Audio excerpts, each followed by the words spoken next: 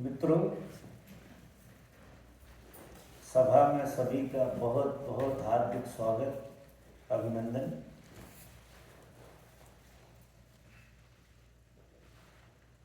हमारा और आपका थोड़ा सा इंट्रोडक्शन हो, ऐसा समझ के प्रश्न उत्तर की भूमिका बनती है। नहीं, हम चुपचाप चले जाते हैं। आप कितना समझ पाते हो, कितना नहीं समझ पाते हो। प्रश्न पूछा है कि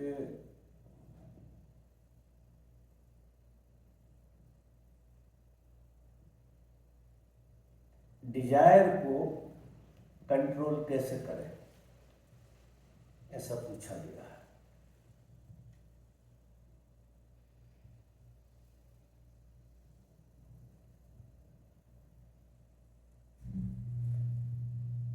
हम क्या करते हैं कि बीमारी को ठीक करने की कोशिश करते हैं। जैसा लोग समझते हैं, हर पहलू में, एक में नहीं, हर पहलू में, ये आपकी बात है और दूसरों की भी बात है।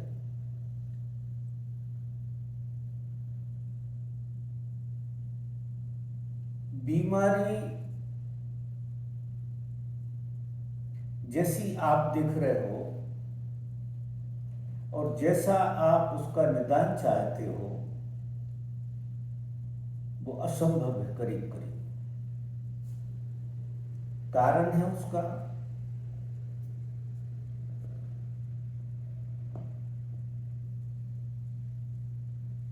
बीमारी की जड़ कहाँ है।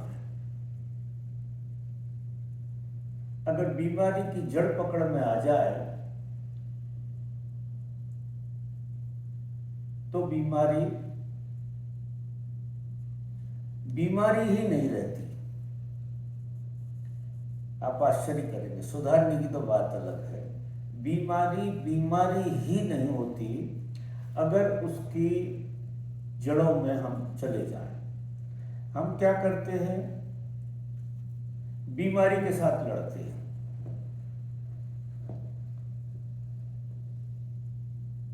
और बीमारी किस केंद्र से उठती है, हम उस केंद्र की तरफ कभी देखते नहीं।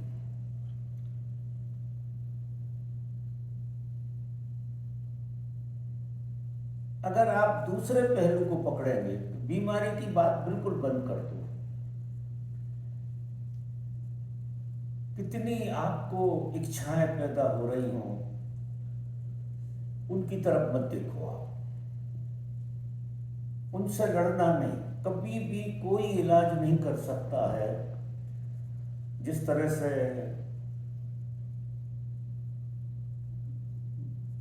पेड़ जो है ना, उसकी टहनियां अगर आप तोड़ोगे, मरोड़ोगे, तो उसका कुछ नहीं बिगड़ता। क्योंकि किस सोर्स से पेड़ बड़ा हो रहा है। आपकी बीमारी किस सोर्स से आ रही है, और जिस सोर्स से आ रही है वो सोर्स तो हमें दिखाई देता नहीं है। जब वो चीज फैल जाती है, वो चीज हमें दिखाई देती है। मनुष्य के भीतर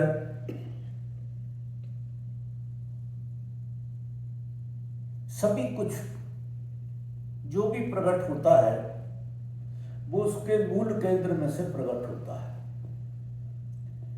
और हमारा सिस्टम ऐसा है कि उसको गड़बड़ कर लेता है। मूल रूप से आपके अंदर हर चीज बहुत ही सही, जो आपके फेवर में है, वो प्रकट होती है। जैसे मैं उदाहरण के लिए कहूं कि सारा खेल ओमकार की ध्वनि का है। ओमकार की ध्वनि की ऊर्जा का है सारा खेल। आप आश्चर्य करेंगे, आपके अंदर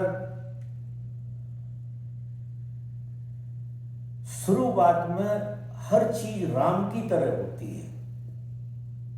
शुरू में आपकी ऊर्जा जब उठती है केंद्र से तो राम की तरह उठती है, और जब आपके चैनल में से गुजरती है तो गाली में कन्वर्ट हो जाती है, और आपको पता ही नहीं लगता है कि ये गाली में कन्वर्ट कैसे होगा। अगर ऊर्जा को ठीक उसी जगह पकड़ लिया जाए जहां से उठती है, तो कहने का मतलब ये है कि आप अपने केंद्र में अगर जीने लगते हैं, बीमारियों से नहीं लड़ना है किसी के लिए, अपने केंद्र में जीने का प्रयास करना। अगर आप अपने केंद्र में जीते हैं तो ये एक बीमारी नहीं, 2500 बीमारियों का इलाज हो जाएगा। कारण क्या होगा कि आपके अंदर प्रकट तो स्वास्थ्य होता है, जहां से शुरुआत होती है केंद्र से, क्योंकि परमात्मा ने आपके लिए अद्भुत तरीके से बनाया है और सब कुछ आपके फेवर में शुरू होता है।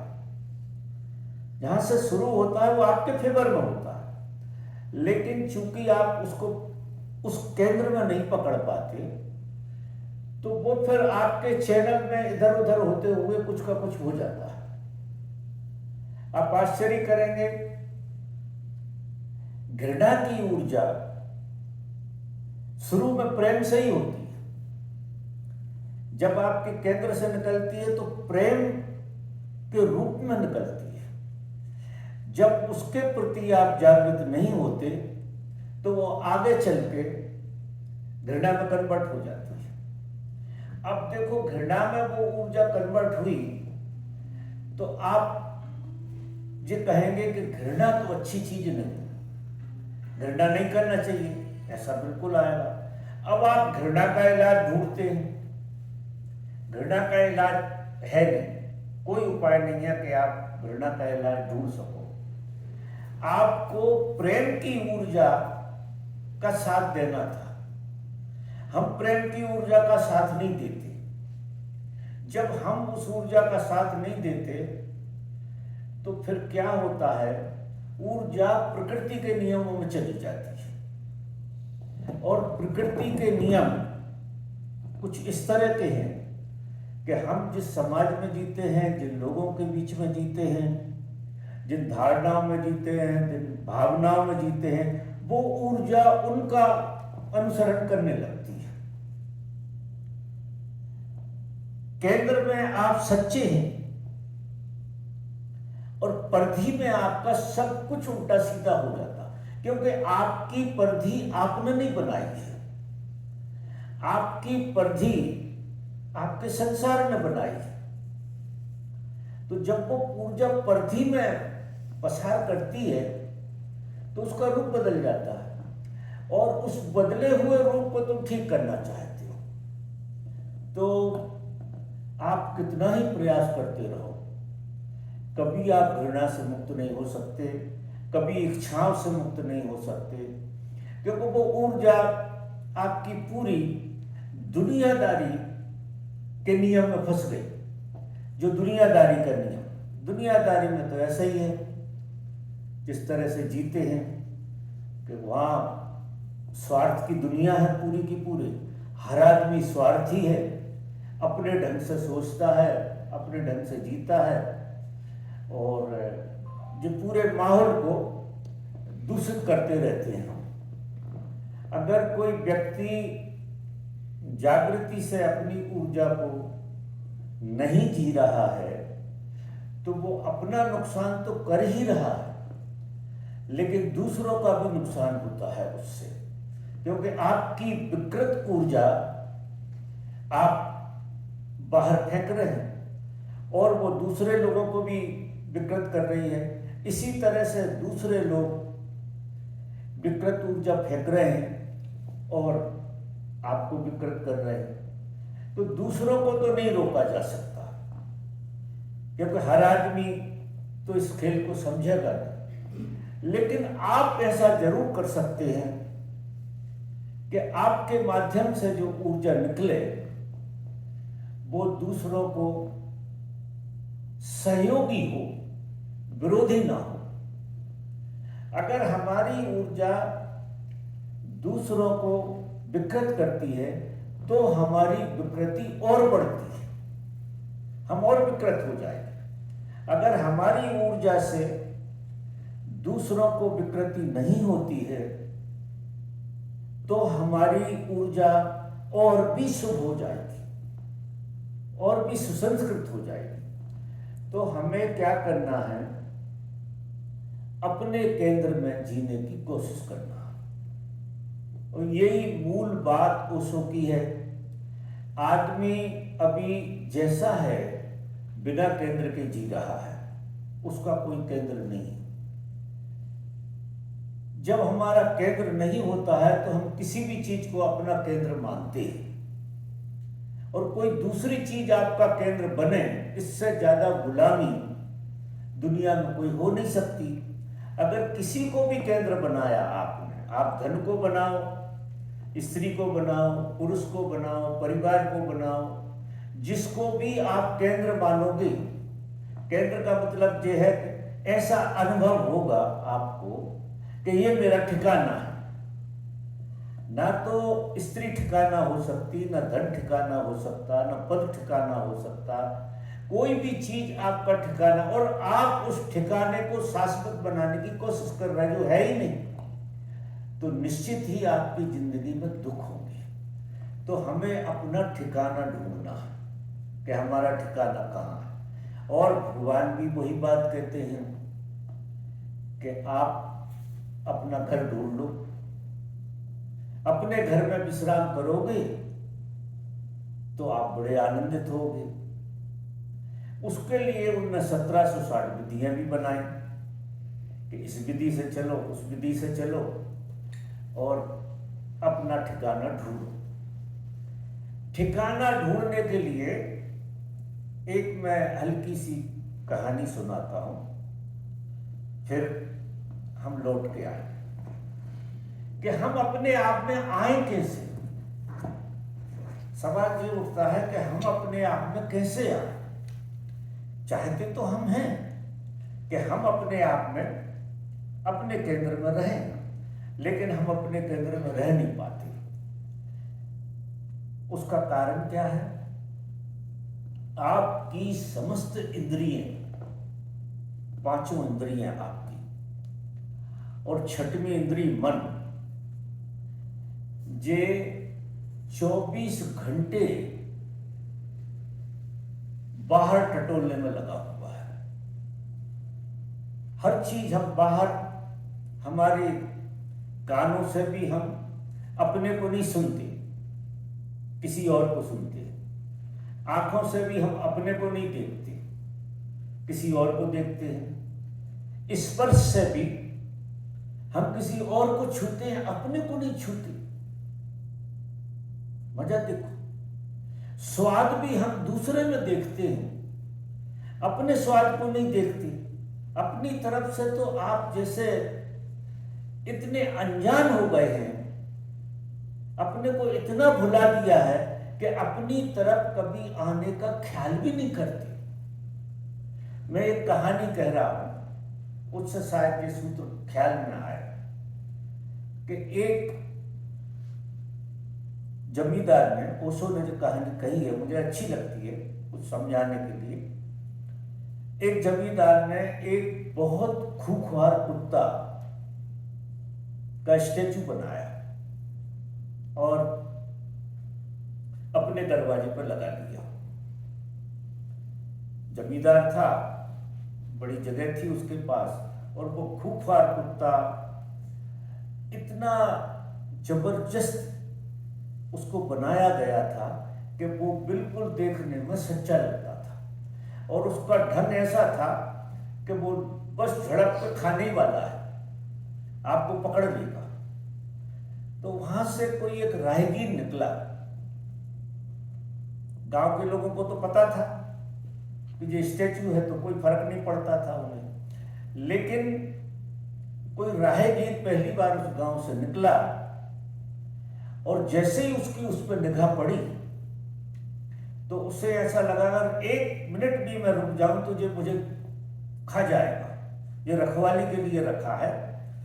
और मैं निकल रहा हूं यहां से, तो इतने जोर से भागा वहां से, इतने जोर से भागा कि 2-3 बार तो गिर पड़ा, हाथ पैर में लग गई और पसीना पसीना हो गया, आगे भागता हुआ चला गया।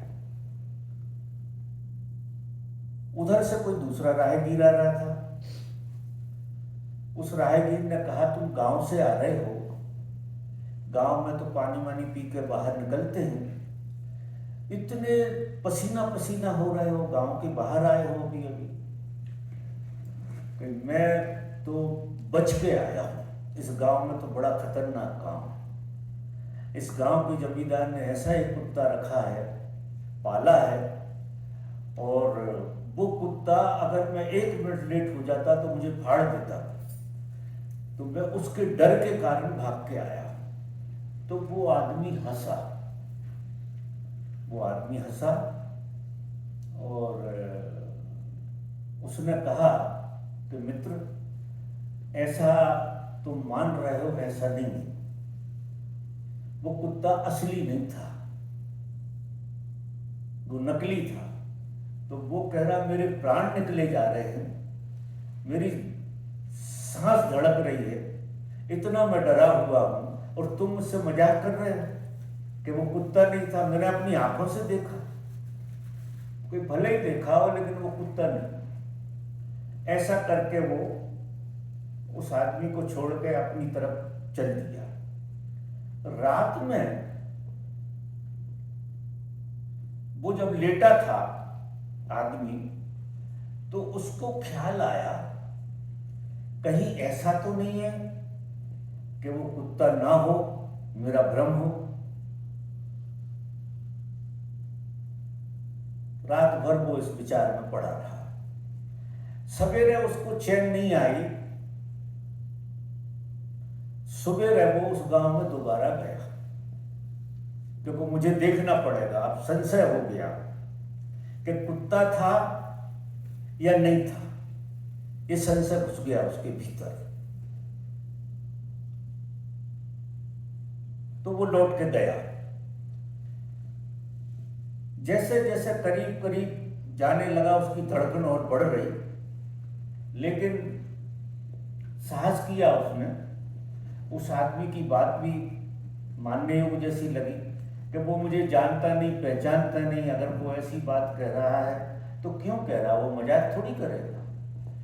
उसकी पहली नजर पड़ी तो कुत्ता लगा, फिर थोड़ा सा और आगे गया तो उससे लगा कि शायद स्टैचू ही है। फिर और करीब गया, और करीब गया, और करीब जाके उसने उसको टटोल के देख लिया। जैसे ही उसने टटोल के देखा तो वो कुत्ता था नहीं, वो स्टैचू था। और वो आदमी जो रात भर से परेशान था, उस डर से फ्री हो गया। तो मैंने ये कहानी क्यों कही कि आपको जो मान रहे हो वो गलत मान रहे हो, कहने सुनने से मान रहे हो। सदगुरु क्या करता है कि आपको संदेह में डालता है। सदगुरु का काम यह है कि वो आपको संदेह में डालती है। तो वो ऐसी बातें कहता है कि तुम्हें झूठा करता है और परमात्मा को सच्चा बताता है कि सत्य तो अगर है तो परमात्मा है, और तुम जैसा तुम्हें मान रहे हो वो एक झूठ है। लेकिन ये झूठ पता कैसे लगे? तो वो तरकीब बताते हैं कि तुम सारी इंद्रियों से अपने को छूने की कोशिश करो। अभी तुम्हारे बारे में जो लोगों ने कहा वो बात छोड़ दो और सतगुरु की बात मानो। अब सतगुरु झूठ तो बोलते नहीं है, वो जो कहते हैं कि तुम्हारे भीतर परमात्मा है, और तुम कहते हो हमें और छोर का पता नहीं है कि परमात्मा है, हमें तो सब शैतानी है और एक आदमी दिख रहा है। तो अगर सतगुरु की बात मानो और फिर अपने को छूना शुरू करो, जैसे उस आदमी ने देखना शुरू किया, पहले अपने को गौर से देखो, अपने को गौर से देखो। जितने गौर से तुम अपने को देखोगे उतने तुम की तरह मिटोगे, तुम की तरह तुम मिट जाओ अगर गौर से देखा। जितनी गौर से, जितना होश से अपने को देखोगे उतना आश्चर्य करोगे कि जिस मान्यता को तुम जी रहे थे वो मान्यता मिटने लगेगी, और जैसे जैसे वो मान्यता मिटेगी आपके भीतर से आपकी रियलिटी प्रकट होने लगेगी। और जिस दिन आप अपने को अच्छी तरह से छूने लगोगे, अच्छी तरह से तुम अपने बींग में आ जाओगे, अच्छी तरह से तुम छुओगे, एक झटके में आदमी मर जाएगा तुम्हारे भीतर से, और आदमी के साथ आदमी की शैतानी मर जाएगी। अब हम शैतानी को मानना चाहते हैं और आदमी को बरकरार रखना चाहते हैं। आदमी रहोगे तो आदमी का गुणधर्म है वो, काम, क्रोध, लोभ, मोह, मत्सर, ईर्ष्या, द्वेष, ये सब आदमी के गुणधर्म। अब तुम आदमी रह के इनका इलाज ढूंढ रहे हो। आदमी रह के इनका इलाज आज तक किसी ने नहीं कर पाया, हो नहीं सकता है। आपके अंदर से आपको गौर से देखना पड़ेगा। सतगुरु संदेह डाल देते हैं कि तुम आदमी नहीं हो, तुम कुछ और हो, और तुम्हें समाज कहता है कि तुम आदमी हो। तो द्वंद्व यहां खड़ा है कि सारी दुनिया तुम्हें आदमी बनाने में लगी है। अब सैकड़ों आदमी जब आदमी बनाने की कोशिश कर रहे हैं तो आपको गजब का भरोसा आ गया। भरोसा ही आया, हो नहीं, हो तो नहीं, तुम हो ही नहीं सकते आदमी, मजा के देखो। लेकिन हजारों लोगों ने तुम्हें उस तरह से देखा, उस तरह से माना, तो तुम वो हो गए। अब जो हो जाओगे उसके गुणधर्म को जीना पड़ेगा। आदमी हो गए, आदमी के गुणधर्म को जियो, निश्चित पीड़ा में जीना पड़ेगा। दुनिया भर की बीमारियां आपको आदमी होने के कारण हैं, जो तुम हो नहीं। अब जो तुम नहीं हो, अगर वो होने की कोशिश करोगे तो 17 बीमारियां आपके अंदर रहेंगी। अब कहोगे इसका इलाज बता दो, ऐसे 25 प्रश्न आएंगे कि आप बताओ भगवान इसका इलाज क्या है। इलाज बीमारी का है ही नहीं। हम बहुत फिलॉसफी से उसका उत्तर दे दें, काम में नहीं आएगा, ऊपर ऊपर की बात रहेगी, मानसिक रूप से समझ लोगे। लेकिन शुरू कर दो अगर। अब आप अपने को कैसे छुओगे? जितनी ध्यान की विधियां हैं जो वो सुनती है, अगर समग्रता से आप ध्यान की विधि करोगे तो आप मिटोगे और आपको छुओगे। आदमी की तरह तो मिटोगे, वो गजब की तरकीब है। ध्यान गजब की तरकीब है। ईमानदारी से अगर आपने ध्यान किया तो आदमी मिटेगा और आपके अंदर कोई और अनुभूति आना शुरू हो जाएगी। ये युगपद होता है। जैसे दिया जलता है,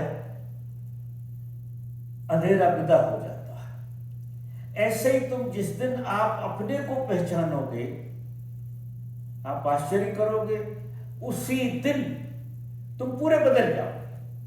एक क्षण में आदमी बदल सकता है। लेकिन वो तय कर ले कि मुझे जो सदगुरु कह रहे हैं कि मैं जो मान रहा हूं वो नहीं हूं। इतनी बात मानना पड़ेगी आपको सदगुरु की, कि जो मैं मान रहा हूं और जो जान रहा हूं वो मैं नहीं हूं।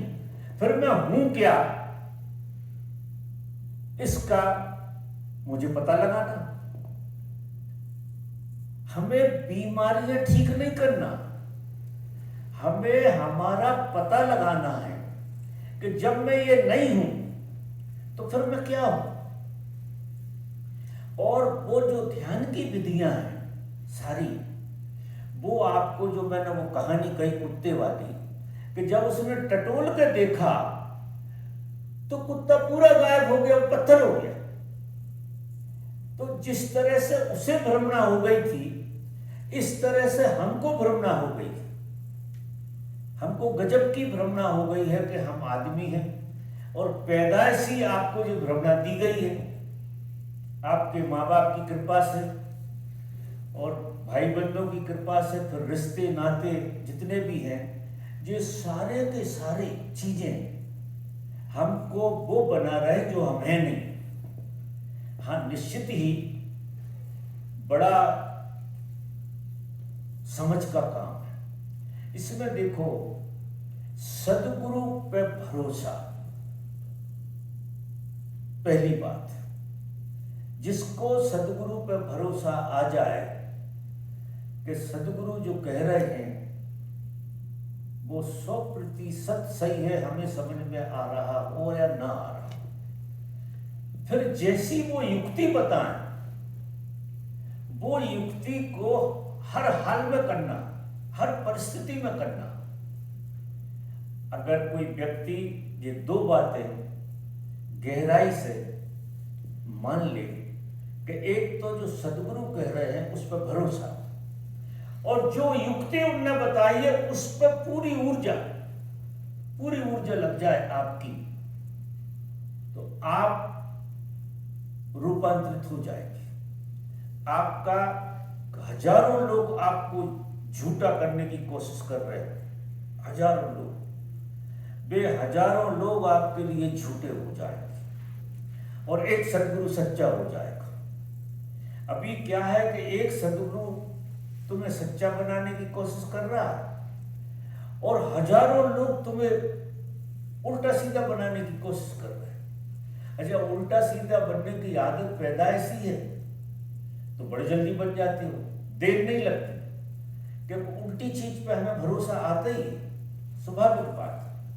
मैं जब कहूं कि तुम परमात्मा हो तो तुम्हें लगेगा ऐसे ही कह रहे हो, और कोई कुछ कहते गाली वाली देते तो तुम तुरंत मान लेते हो, देर नहीं लगती। एक तुम्हारी श्रद्धा गजब करता है लेकिन तुम्हारी श्रद्धा नेगेटिव पे है।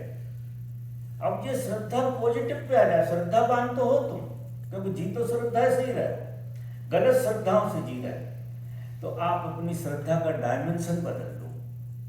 श्रद्धा तो है, तो सदगुरु जो कह रहा है, अच्छा रोज सदगुरु को सुनना चाहिए, क्योंकि ये माया जाल इतना जबरदस्त है, इतना जबरदस्त है कि ये अगर आप लगातार इस पर धार नहीं बनाओगे तो आप इसमें से निकल नहीं पाओगे। इसलिए साधक को सदगुरु की बात बार बार सुनना चाहिए, बार बार सुनना चाहिए। तो बार बार जब आप सुनोगे तो वो क्या करेगी कि आपके अचेतन में जाएगी।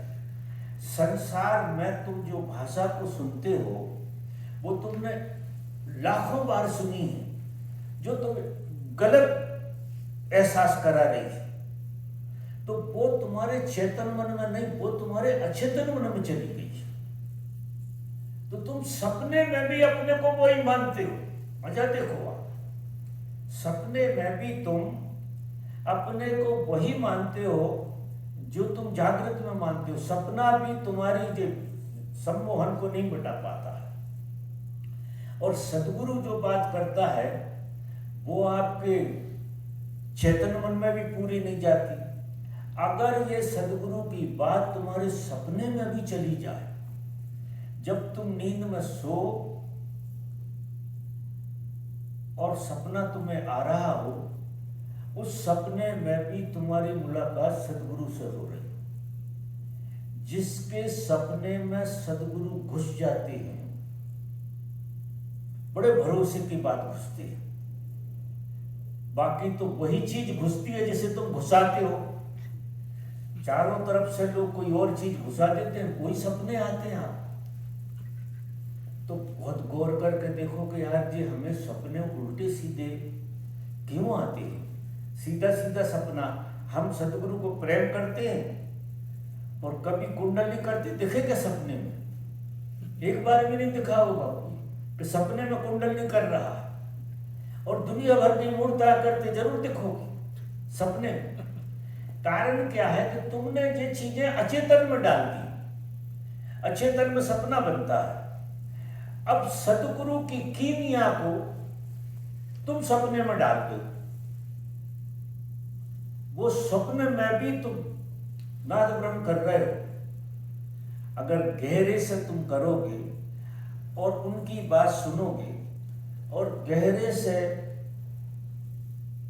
पूरी पूरी ईमानदारी से प्रयोग करोगे, तो प्रमाण आपका ये है कि आपको ये सारी प्रक्रिया सपने में भी होने लगे।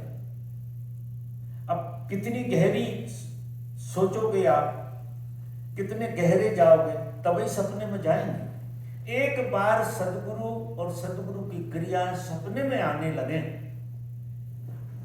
फिर आपको ज्यादा कुछ करने की जरूरत नहीं है। अपना काम यह है कि चेतन मन से अचेतन मन में चीजों को डाल देना। अभी भी तुम वही धंधा कर रहे हो कि चेतन मन से तुम्हारे जो उपद्रव सारे के सारे तुम अपने भीतर डाल रहे हो, और अचेतन फिर अपने आप काम कर रहा है, तो उसने तुम्हें गुलाम बना दिया। चेतन मन में तो गुलाम हो, अचेतन मन में भी गुलाम। चेतन मन में इतनी गहराई से ले जाओ। एक तो रोज सुनो, मैं आपको कहूं, रोज आपको सदगुरु की वाणी सुनना चाहिए। क्योंकि इतना गहरा हिप्नोटिज्म है जी, बहुत गहरा हिप्नोटिज्म है दुनियादारी का, ये ऐसा नहीं टूटने वाला है। रोज रोज सदगुरु की बात आपको समझना पड़ेगी और उनके अनुकूल कोई आपको उनकी विधियां करना पड़ेंगी, और इतनी गहराई से विधियां करो और उसी विषय में ज्यादा सोचो। आपकी सोच, आपके विचार, आपकी भावनाएं सारी की सारी पूरा गेस्टाल्ट बदल ले। अचेतन में ऐसे नहीं जाएगा। जब आपकी सोच वो हो जाए, आपकी भावना वो हो जाए, तो वो फिर अचेतन में गिर जाएगी। अभी आपकी जो सोच है उसी का परिणाम, परिणाम तो सोच के ही होते हैं। तो आपकी सोच बदलेगी। और मैं कहूं कि सोच ऐसे मेरे कहने से बदल जाएगी, ऐसा नहीं। आपको जिस तरह से बीमारियां आई हैं, बीमारियों को आप अंदर ले गए, इस तरह से स्वास्थ्य को भी आपको अंदर ले जाना पड़ेगा। तो देखो, आप फिर नहीं कह सकते हो कि मेरी इच्छाएं, तुम्हारी इच्छाएं तुमसे पूछ के होना चाहिए, अच्छी बात है इच्छाएं, लेकिन तुमसे पूछ के तो हो कि जरूरत है कि नहीं। अभी इच्छाएं तुमसे पूछती कब, तुम्हें फंसाती और तुम्हें पता ही नहीं होता इच्छा कब उठ जाती, क्योंकि वे तुम्हारे द्वारा नहीं, तुम्हारे अचेतन द्वारा उठ रहे। तुम्हें जरूरत है भी उनकी कि नहीं। आप आश्चर्य करोगे, आपकी जो इच्छाएं हैं, जो डिजायर है, नो डिजायर तो ऐसी हैं जो बिना मतलब की है। एक आध डिजायर तुम सच्ची बच्ची करते हो जिसकी जरूरत है, और अगर ये तुम्हारी सारी डिजायर पूरी हो जाए, एक दिन की सारी डिजायर अगर आपकी पूरी हो जाए, तो बोझ से दब के मर जाओ। आप क्या क्या डिजायर कर लेते हो, जरा देखो गौर से, कितनी कितनी डिजायर करते हो। हर स्त्री आपको भोगने बनी है। हर धनवान आदमी जो है ना, आप बनना चाहते हैं।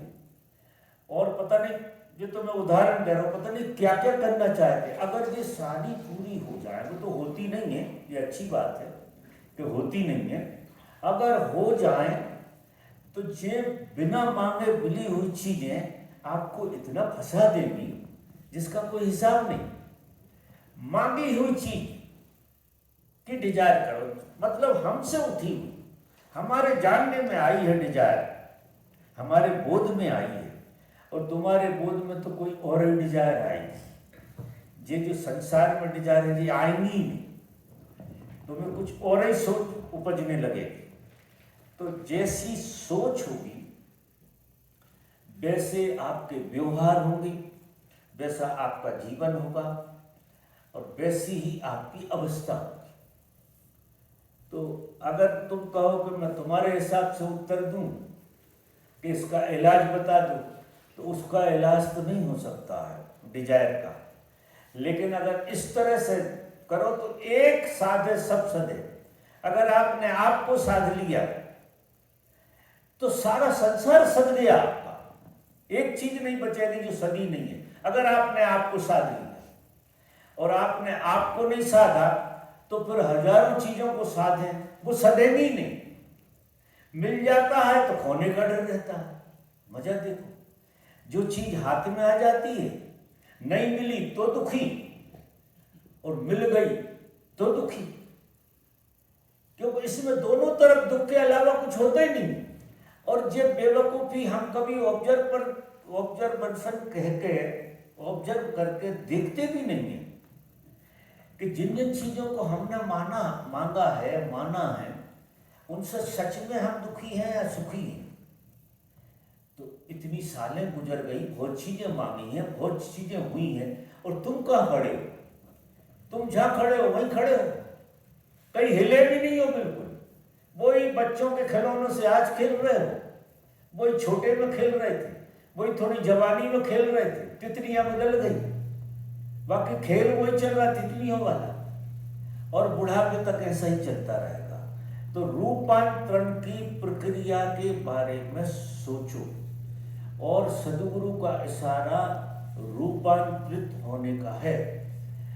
और वो कहते हैं, क्योंकि वो तो तुम्हें उसी रूप में देखते हैं, उनका बड़ा खेल, वो जो तुम मानते हो वो तो देखते ही नहीं, क्योंकि जो तुम मानते हो अगर उससे वो व्यवहार करे तो तुमसे व्यवहार ही नहीं हो सकता, क्योंकि व्यवहार लायक एक आदमी नहीं है फिर जो तुम सोचते हो। लेकिन वे वो देखते हैं जो तुम सचमुच में हो, और वो उसकी तरह तुमसे व्यवहार करते हैं। तो कोई कितना आड़ा टेढ़ा है, कौन क्या कर रहा है, इससे सदगुरु को कुछ लेना देना नहीं।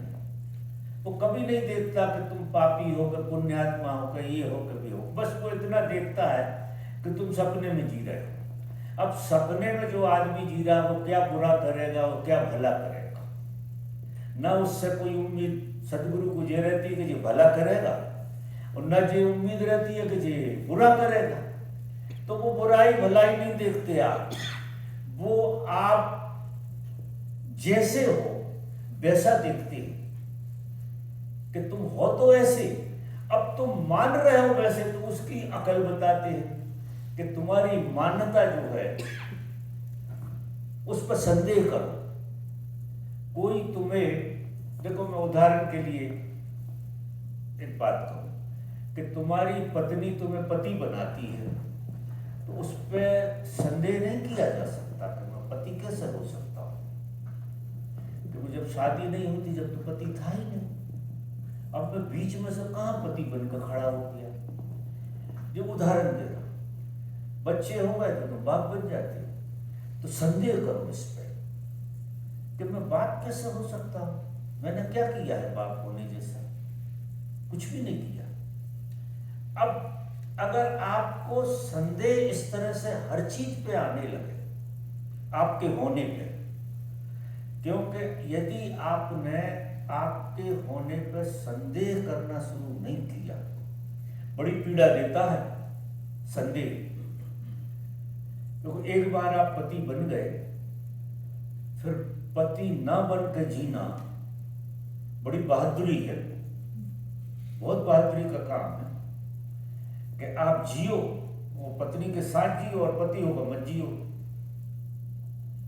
क्योंकि पक्की बात तो यह है कि पति मान्यता ही हुई थी ना, कोई प्राण थोड़ी हो गए थे, मान्यता ही थी। और 20 साल 10 साल 15 साल पहले तो पति थे ही नहीं, तो जो बीच में कहां से फंस गए? तो आप थोड़े बहुत गहरे में चले जाओ, जहां थे नहीं, कितनी आजादी थी, और पति होने के बाद कितना उपद्रव हो गया, जरा अंदाज लगा। फंस गए पूरी तरह से, क्योंकि जो तुम नहीं थे वो हो गए, वो मान्यता से तुम पति हो गए। अब पति होने की पीड़ा, जो हो जाओगे उसके गुणधर्म, फिर उस पीड़ा को भोगो, सब भोग रहे, बुढ़ापे तक भोग रहे। अब ये मूर्ता नहीं है तो क्या है, जो किसी की समझ में नहीं बैठती कि मैं ये हो कैसे गया। इस शुरू में तो मैं पैदाइशी तो नहीं था, पैदाइशी तो मैं कुछ और था, और पता नहीं क्या क्या हो गया, कौन कौन से उपद्रव में फंस गया। और जितने उपद्रवों में फंसोगे फांसी लग जाएगी आखिरी में। ये सारे उपद्रव फांसी लगा देते जो जो मानते हो। तो संदेह करना सीखो अपने पे, और सदगुरु को सुनोगे ना गौर से, तो सदगुरु तुम्हें तुम्हारे होने पर संदेह पैदा करेगा।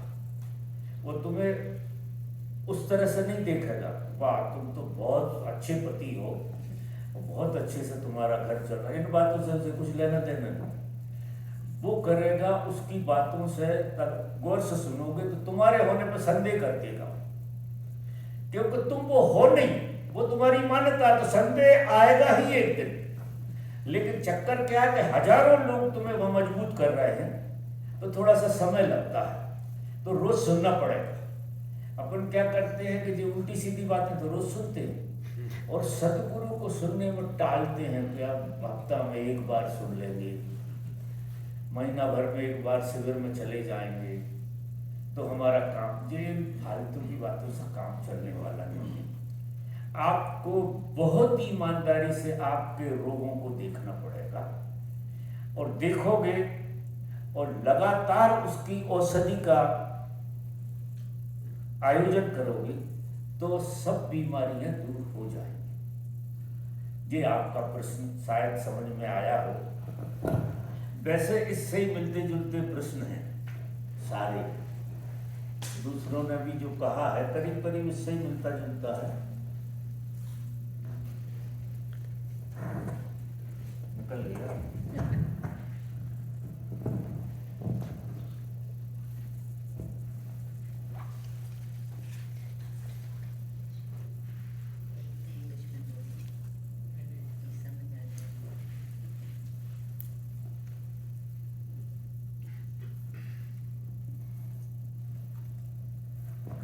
किसी ने पूछा है, प्यारे बाबा आप सा होना, कभी कभी ये प्यास बहुत जोर से पकड़ती है और कभी कभी इस प्यास की याद भी नहीं आती, लगता है सब उस पर छोड़ दूं, याद दिलाए तो ठीक, ना दिलाए तो ठीक, आप अपने अनुभव से मार्गदर्शन करें। देखो बीमारी है ये, और ये भी बीमारी है कि मुझसे ऐसा होना, मुझ जैसे तो नहीं हो सकते। कारण क्या है कि परमात्मा ने सबको अपने जैसा बनाया है, खुद जैसा बनाया है, तो मुझ जैसा कैसे होगा? अगर तुम ऐसा सोचते हो कि आप मुझ जैसा होगे, तो आप फिर आपसे तो हटे। तो आप इस प्रश्न को सुधारो कि आप जैसा होना चाहो। आप अगर कुछ होना चाहते हो तो आप जैसे होना चाहो। अगर तुम किसी और जैसे होना चाहोगे जो नियति में नहीं है, वो तो तुम पता नहीं क्या क्या हो के जी रहे हो और हो नहीं पा रहे। मुझ जैसे भी होने की आप कोशिश करोगे, नहीं हो पाओगे, क्योंकि कारण क्या है कि तुम मुझे जैसा देख रहे हो वैसा मैं हूं ही नहीं। मैं तुम्हें मिलूंगा ही नहीं, मुझ जैसे कहां से हो जाओगे। आप अगर सच में कुछ होना चाहते हो तो आप जैसा हो, और आप जैसा होने के लिए जो मैंने मंत्र बताया अभी, वो कुत्ते की कहानी से शुरू किया है कि वो कुत्ता मान रहा था और कुत्ते के गुणधर्म को जी रहा था, कि वो मानवता का ही गुणधर्म। और जब उसने टटोल के देख लिया तो वो कुत्ता वाली बीमारी से, जो उसे कुत्ता मान रहा था, हम भी अपन को कुछ का कुछ मान रहे हैं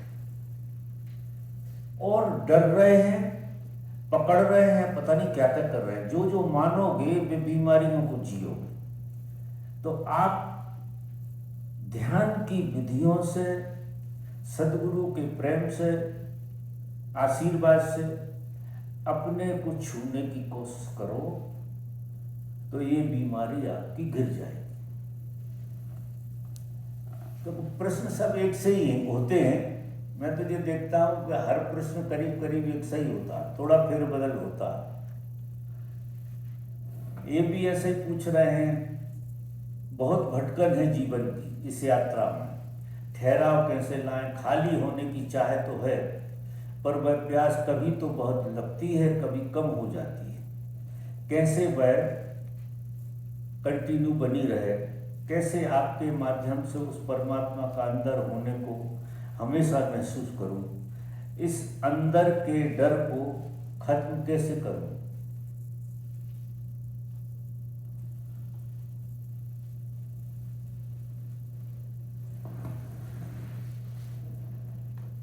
भटकाव परमात्मा ने दिया है हमें।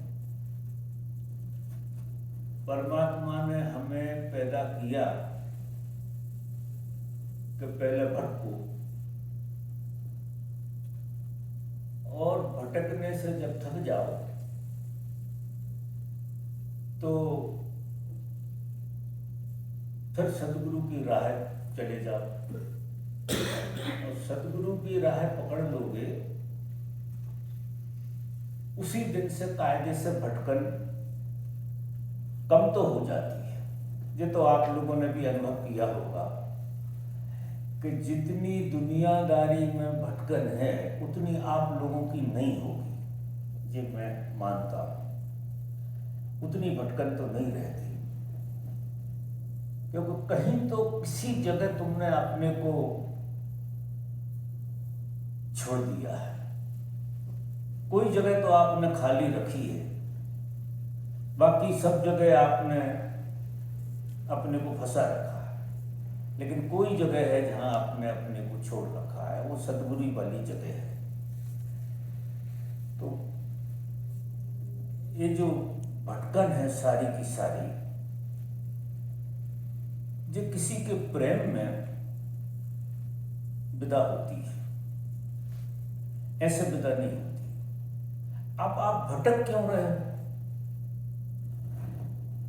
परमात्मा की बात तो दूर की है, हर आदमी के अंदर प्रेम की और आनंद की प्यास है। हम नाम परमात्मा का देते हैं और दूर की बात करते हैं, और दूर की बात जो है ना कभी समझ में आएगी नहीं। अहंकार क्या करता है कि बहुत बहुत दूर की बात करता है जिसमें कुछ करना ही ना पड़े, ऐसे समझो। गहरी बात यह है कि हमको ईमानदारी से छाती पे हाथ रख के देखें तो हमको प्रेम और आनंद की जरूरत महसूस होती है। इसके लिए हम भगवान का भजन करते हैं और मनाते हैं, उसके लिए पता नहीं कौन कौन से उपाय करते हैं कि प्रेम और आनंद हमारे जीवन में घटित हो। निश्चित ही सूत्र उल्टा पड़ते हैं। प्रेम से तो तुम पैदा ही हुए हो, आनंद तुम्हारा स्वभाव है, मजा देखो।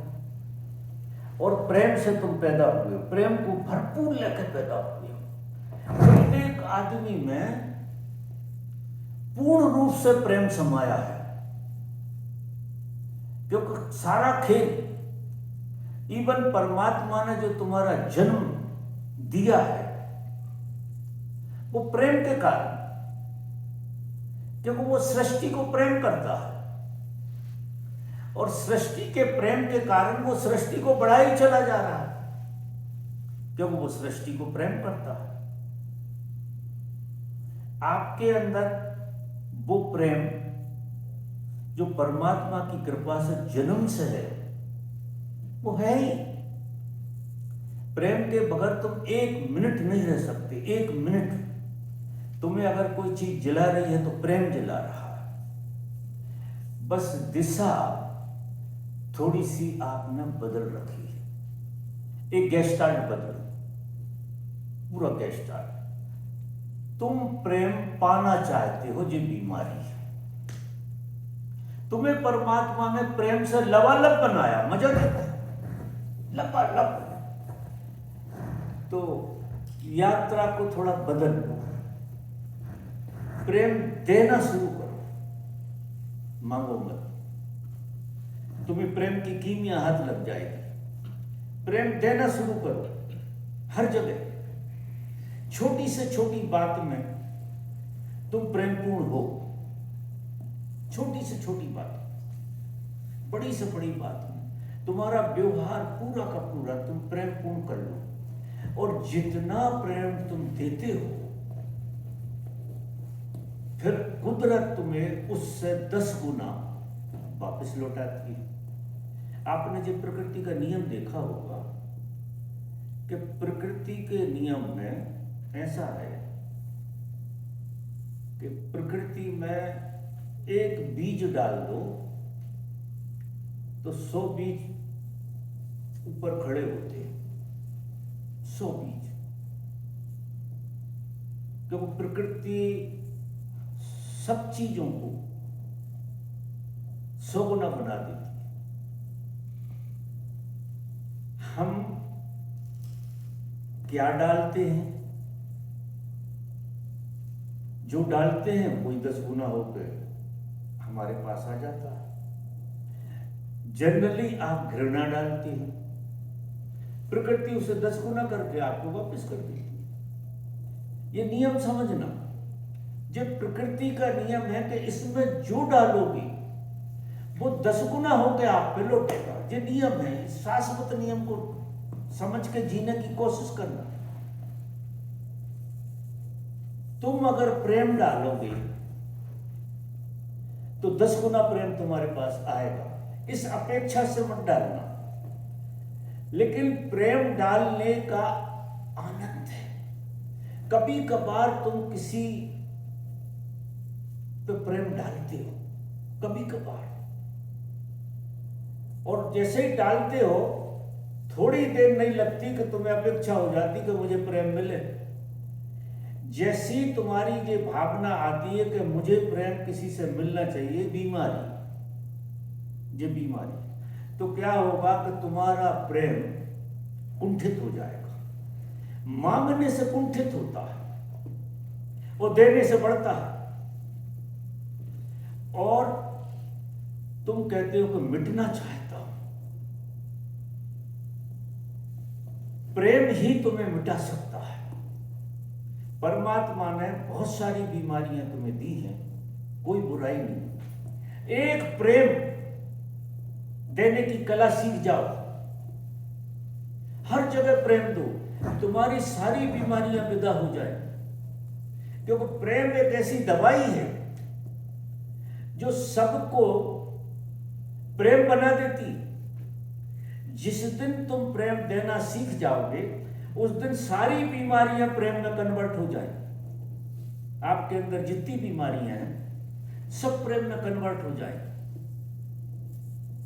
प्रेम के मार्ग में किसी ने पूछा भी है, प्रेम का मार्ग सबसे ज्यादा सरल है, सबसे कोई साधना की जरूरत नहीं।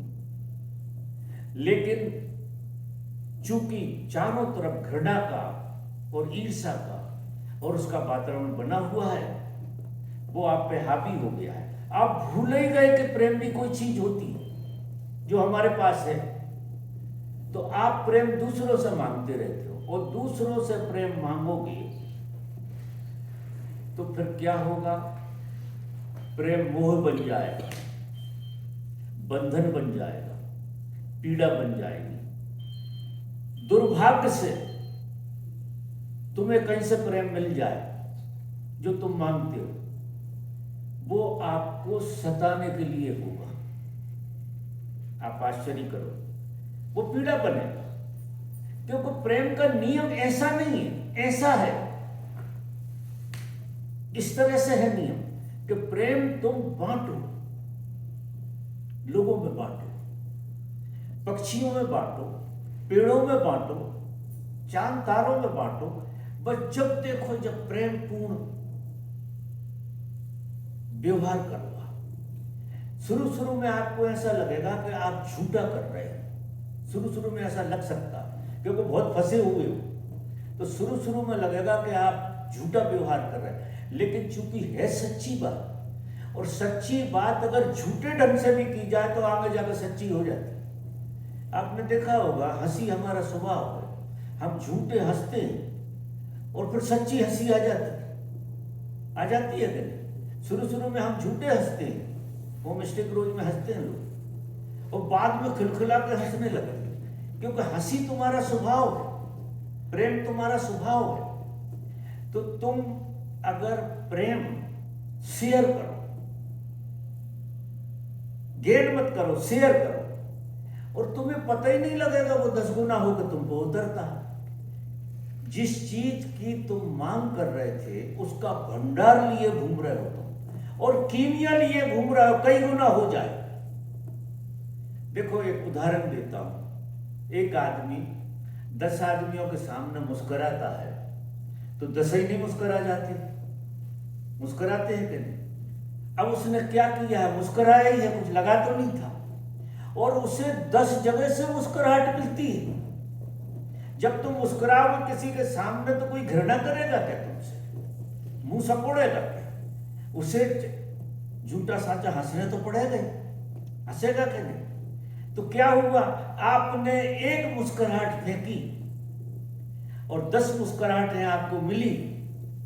ये जगत का नियम देखो, कितना सुंदर नियम है। तो आप प्रेम शेयर करो, और प्रेम शेयर करोगे तो कहां कहां से तुम्हें पेड़ पौधे भी प्रेम करते हुए दिखेंगे, कि ये पक्षी भी तुम्हारे प्रेम में हो जाएंगे। ऐसा लगेगा कि पक्षी भी, ऐसे उदाहरण है, पक्षी प्रेम के कारण बगल में आ जाते हैं, पशु आ जाते हैं बगल में प्रेम के कारण, हिंसा छोड़ देते हैं अपनी। तो आदमी तो छोड़ ही देगा। बर्बाद मत करो इस बात की, दुनिया को बदलने की कोशिश मत करो। तुम बदल जाओगे, दुनिया बदली हुई लगेगी तुम्हें। तुम्हारे लिए तो बदल जाएगी, वो उनकी जानी, लेकिन तुम्हारे लिए तो मुस्कुराहट का उत्तर मिल ही जाएगा। कोई आपको आंखें नहीं दिखाएगा जब आप मुस्कुराओ, दिखाता है? बिल्कुल नहीं दिखाएगा। तो नियम बता रहा हूं जी कि 10 गुना होता है जो भी चीज हम डालते हैं। जो एक नियम बना लो कि आपके जीवन में अगर तकलीफ है तो वो तकलीफ आपने बाहर बीज डाल दिया, और जो इन्वेस्टमेंट करो उसकी रिटर्न तो आएगी निश्चित, क्योंकि आपने इन्वेस्ट करी घृणा, तो घृणा जो है ना 10 गुनी आपके पास आ गई। अब किसी को दोष मत दो, आपका इन्वेस्टमेंट जबरदस्ती आप पे आ रहा, ब्याज सहित, ऐसी स्थिति हो रही है। तो मेरा निवेदन ये है कि थोड़े जीवन के एक ढंग को थोड़ा बदल, प्रेम में थोड़े हमें जीवन के ढंग को बदलना पड़ता है। वो एक अलग तरह की साधना, ध्यान की साधना में बता रहा था, वो अलग तरह की साधना। और प्रेम में जो है, आप अगर प्रेम पूर्ण व्यवहार करेंगे, और किसी ने पूछा ध्यान और प्रेम दोनों कैसे? दोनों दो है ही नहीं, दोनों एक ही सिक्के के दो पहलू। बाबा मैंने पूछा है, मैंने पूछा है वो क्या? ध्यान और प्रेम का आपका प्रश्न था, जिसने भी पूछा हो। लेकिन ध्यान और प्रेम दो पंख हैं जीवन के। अगर आप ध्यान करोगे तो आपको प्रेम उपजेगा, लेकिन बाबा जैसे ध्यान करते हैं, हमारा मार्ग ध्यान का है, और ध्यान ध्यान में अगर प्रेम का संतुलन संतुलन कैसे आए? जैसे मैंने प्रेम देना शुरू किया। प्रेम सिर्फ दो। हाँ, देना शुरू किया मैंने। प्रेम दो और प्रेम को लेने का ख्याल ही मत लेने करो। का ख्याल नहीं किया तो मैंने। संतुलन कहाँ बनाना? उसमें किससे बाबा बनाना? पीड़ा जो उस किसी को मैं प्रेम दे रहा हूँ, हैं? उसकी लाइफ में जो प्रॉब्लम्स हैं, उसकी पीड़ा से मेरे ध्यान में बाधा बनती है। प्रेम इतनी बड़ी औषधि है, इतनी बड़ी औषधि है कि आपकी भी पीड़ा हर ले और दूसरे की भी पीड़ा हर ले। इतनी बड़ी औषधि, सबसे बड़ी औषधि इस जगत में मनुष्य जाति के लिए कुछ मिली है तो वो प्रेम की संपदा। आपकी बीवी बदल जाएगी, आपके बच्चे बदल जाएंगे। प्रेम की ताकत अनूठी ताकत है। तो बाबा ध्यान में गहराई आएगी उससे? ध्यान में तो उससे गहराई आएगी कि वो झंझटें मिट गई ना।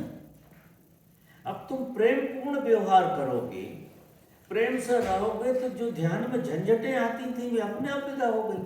तो ध्यान में तो गहराई आएगी। ये दो चीजें हैं ही नहीं, एक चीज दूसरी चीज को सपोर्ट करती है। जितने प्रेम पूर्ण होगे उतने ध्यान पूर्ण होगा, जितने ध्यान में गहराई आएगी उतने प्रेम पूर्ण होगा।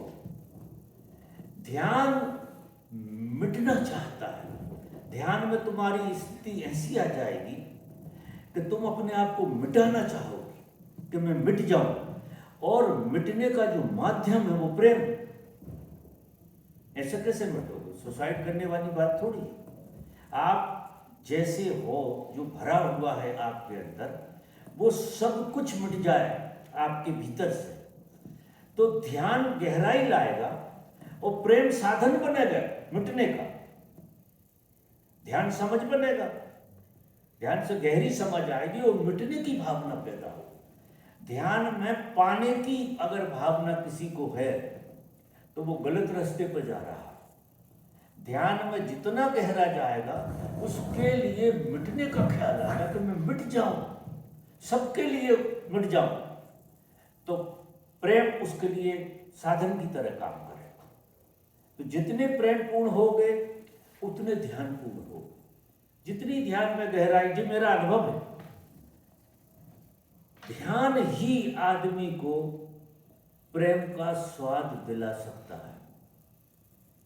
अकेले प्रेम से, बहुत सदगुरु से ही प्रेम हो गया हो, तुम्हें बहुत गहरा प्रेम हो गया, वो भी बड़ा मुश्किल है बिना ध्यान। लेकिन अगर ध्यान करते हो तो निश्चित परिणाम में प्रेम आएगा। और प्रेम नहीं आ रहा तो ध्यान में भूल चूक हो रही है कहीं ना कहीं।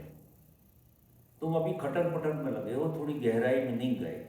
नहीं, ध्यान में जाने वाला आदमी प्रेम में ना आए, ऐसा हो नहीं सकता। वो ध्यान, हम जब पूना में जाते थे ओशो के यहाँ, और उनका एक अच्छा सा लेक्चर हो जाता था, कोई भी, सब लोग इतने प्रेम से भर जाते थे। ओशो से तो नहीं मिल सकते थे, लेकिन एक दूसरे को इतना गले लगाते थे, इतने प्रेम से एक दूसरे को, बिल्कुल परिचय नहीं, कोई किसी को जानता नहीं, लेकिन हर एक को हर एक के साथ प्रेम घट रहा। वो जलवा जब हमने देखा तो पागल हो गए कि ये है दुनिया, गजब की दुनिया है। हर आदमी के प्रति प्रेम से भरा। वो इतना लिए है कि सबको उड़ा दे, और सबसे झेल नहीं रहा, वो सबके लिए दे रहा है। ऐसी दुनिया ओशो ने बनाई, जो हमने जी है, देखी है। और हम भी थोड़ा बहुत प्रयास ऐसा करते हैं कि वो दुनिया की झलक हमें यहाँ भी दिखाई दे। तो सारे थोड़े बहुत प्रयास जो भी होते हैं वो करते हैं। तो प्रेम और ध्यान दो बातें तो नहीं, एक ही बात। अच्छा, अब बाकी प्रश्न अपन कल ले, अगर आज लेंगे तो लंबा हो जाएगा। मैं आपसे निवेदन करता हूँ, मेरी जो छोटी सी बातें अगर आपके जीवन में काम आ जाएं तो मैं जी रहा हूँ, इसको धन्य मानूंगा। अब व्हाइट ड्रॉप करेंगे।